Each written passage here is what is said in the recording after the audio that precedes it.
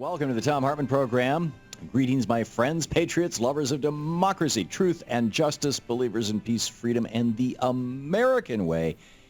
Our first hour, Friday, Brunch with Bernie. Senator Bernie Sanders here for our national town hall meeting. He will be taking your calls at 866-987-THOM, 987-8466. In just a moment, Senator and his website, sanders.senate.gov. Senator Sanders, welcome back. Good to be with you, Tom. The talk of the town, of course, is the twin events of the debt ceiling being bumped up against and an effort to balance the budget or reduce the budget deficit. You're in the thick of this, being on the Budget Committee. What's going on? Well, you're absolutely right. My phones in my office in Vermont and here in Washington are kind of bouncing off the hook. That is on people's minds. I think virtually everybody except some right-wing extremists in the U.S. House of Representatives understand that if we default in an economy which is as fragile as it is right now, it will cause real harm for virtually everybody in this country, including small business, including Wall Street, including Social Security recipients. And people are working very hard right now to make sure that that default does not take place. I've just been informed, I just came from a caucus meeting. There'll be a vote at, I guess, 1 o'clock in the morning on Sunday morning to try to move this process along to see if it is at all possible to bring together some kind of bipartisan approach here in the Senate and demand that the House of Representatives in one way or another goes along with that. Tom, in the midst of all of this, we are in a very unusual moment in American history. I can't remember in my lifetime a time in which people are more demoralized, are more confused, are more upset, more angry. We have an economy which is clearly in the tanks. Unemployment is at about 16% if you include those people who have given up looking for work. Real wages have gone down for many, many millions of people. The gap between the very, very rich and everybody else has grown wider. More and more people are losing their health insurance. People are losing their homes, and people are looking to Washington, looking to the capital of this country for solutions. Not only how you deal with this deficit situation, which is important, but how you go forward in creating the millions and millions of jobs that we desperately need. Our infrastructure is collapsing. Public transportation is collapsing. Energy system remains wedded into the 19th century in some respects. We can create millions and millions of jobs by rebuilding our roads, our bridges, our water systems. We can transform our energy system. We can begin the process of changing our trade policies and having corporations invest in this country rather than China. And people are not seeing any of that happening. And what they're seeing is this country verging towards a default which would be so bad.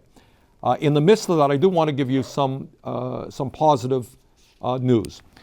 Yesterday, I spent a couple of hours along with other senators at a meeting with the leaders of virtually every major union in America, including the president of the AFL-CIO, Rich Trumka.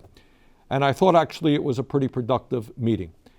I think there is a growing understanding that the basic economic and political solutions facing our country are not going to be solved here in D.C. when you have one side that simply says no, no, no, refuses to make any kinds of compromises, and the other side saying, well, okay, today I'll give you my shirt. Oh, that's not enough. Well, tomorrow I'll give you my pants. That's not enough. Okay, well, I'm prepared to give you my shoes. That's not enough. And that at the end of the day, this is going to have to be solved politically, and we see some really good examples of what has to be done in states like Wisconsin and Ohio, where people are saying enough is enough. We are going to take on right-wing extremism at the grassroots level, and we're going to beat them. And certainly on August 9th, there'll be recall elections in Wisconsin. We hope our friends there win.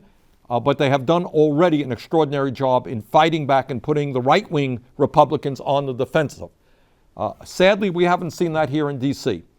And I want everybody to know this because it's important to point out. You got two proposals that people are looking at now. The Boehner proposal the Reid proposal. The Reid deficit reduction proposal is a bad proposal. It will call for some $900 billion in cuts in discretionary spending. That is education, that is healthcare programs, that is nutrition, that's environmental protection, that's the needs of our elderly and our children. And that is the better of the two proposals that are out there, because at least it will not bring the circus back 4 months from now or 5 months from now to continue to paralyze what goes on here.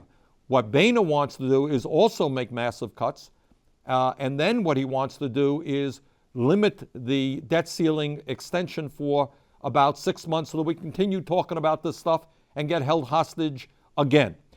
The bad news, which has not gotten a lot of publicity in both of those proposals, is the establishment of a 12-person commission, 6 Democrats, 6 Republicans. I fear very much that while the Reid proposal today does not include cuts in Social Security, Medicare, and Medicaid, something that I have fought for very, very hard to protect those programs, especially Social Security, but also Medicare and Medicaid. Social Security, as we've talked about a million times, has not contributed 1 nickel to the deficit. It is funded by the payroll tax, not the U.S. Treasury can pay out every benefit owed to every eligible American for the next 25 years. But there are people, including the president, talking about cuts in Social Security. So Reid's proposal does not do that. Boehner's proposal opens that makes that more likely. But in both proposals, you'll have a 12-person commission, and I fear very much that we could be looking at that point in cuts in Social Security, Medicare, and Medicaid. Also importantly, where the Democrats have made major concessions, is both of these proposals, Reid and Boehner, do not include 1 penny of increased revenue from the wealthiest people in this country or the largest corporations. Tom, you may have noticed just the other day, another poll, and this is just a part of a long list of polls, came out, Washington Post. People were asked about deficit reduction. The approach that got the most support, 72% of the people said we should ask those folks making $250,000 a year or more to pay more in taxes. 72%. But there will not be 1 penny of increased tax revenue coming from the wealthy in either the Reid proposal or the Boehner proposal. People understand that you have corporations like General Electric, ExxonMobil, many other huge corporations making billions of dollars in profits, in some cases not paying 1 penny in federal income tax. They will not be asked in either of these proposals to pay anything in taxes. So what you have seen is right-wing extremism moving the entire dialogue to the right. You've seen the Democrats give up this, give up that, and we are in a very, very untenable position at this moment. Again, what I believe the solution is to fight back as strongly as we can right now, make as few concessions as we possibly can, and let the American people decide what the future of this country is in terms of economics.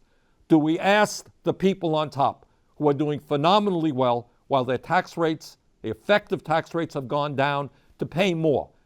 Do we ask large corporations to start paying their fair share of taxes when they make billions of profits? Do we do away with these tax havens in the Cayman Islands? Or do we go and put enormous pressure on the middle class and working class who are already hurting by severe cuts? That's the debate that has to take place.